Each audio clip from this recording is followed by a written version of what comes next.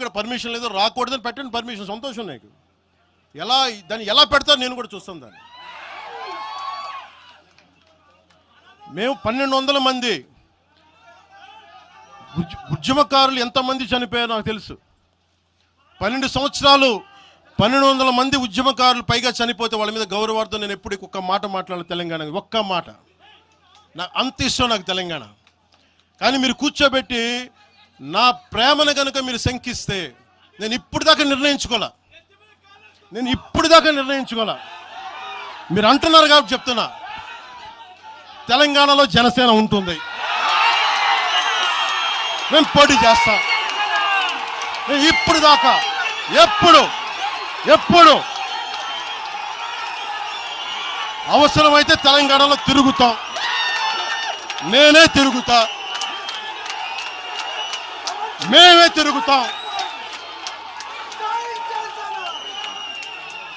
ప్రతి సమస్య మీద మాట్లాడతాం, ప్రతి అన్యాయాన్ని ఎదుర్కొంటాం. ఏం మాట్లాడతారు మీరు? ఇది తెలంగాణ భారతదేశంలో అంతర్భాగం, మర్చిపోకండి. తెలంగాణ నా దేశం అంతర్భాగం తెలంగాణ.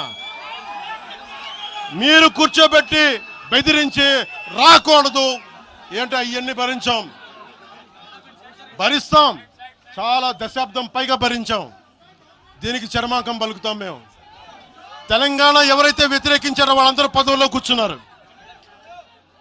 ఈరోజు కూర్చోబెట్టి తెలంగాణలో ఎవరైతే వ్యతిరేకించారో వాళ్ళు ఎమ్మెల్యేలు అయ్యారు. ఒక్క మాట మాట్లాడలా. కిక్కును మనకుండా కూర్చున్న 12 సంవత్సరాలు. మా నాయకుల్ని పేరు పేరుని అడగండి, ఒక్కొక్కరిని అడగండి, ఇంటర్వ్యూలు తీసుకోండి. ఏ రోజైనా సరే నేను వాళ్ళని ప్రోత్సహించాను అడగండి. వాళ్ళు నన్ను వదలలేదు, నన్ను ఏం చేయమంటారు చెప్పండి.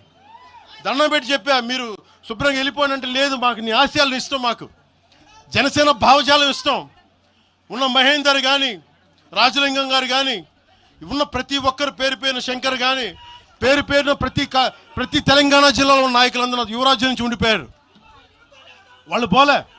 నేను చెప్పా, మీరు మిగతా పార్టీస్కి పోండి అంటే పోలా. దాసోజీ శ్రవణ్ ఎవరు పట్టుకున్నారు? మీరు ఆ పట్టుకుని దాసోజీ శ్రవణ్ కానీ ఈరోజు ఎమ్మెల్సీగా ఉన్నారంటే, ఆ రోజు మీరు కూర్చోబెట్టి మాట్లాడుతూ ఉన్నారు. ఆ రోజున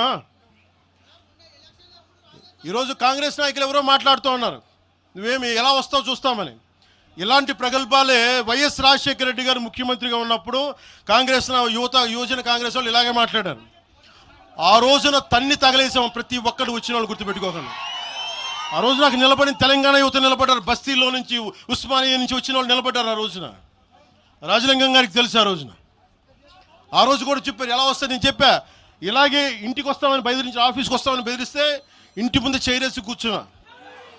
నాకు అలాంటి భయాలు లేవు. దేశం బాగుండాలి. అంతర్గతంగా ఇప్పుడు వేర్పాటువాదం మంచిది. ఎక్కడ దాకా? దేశ సమగ్రత భంగం కలిగినంత వరకు ఎవరు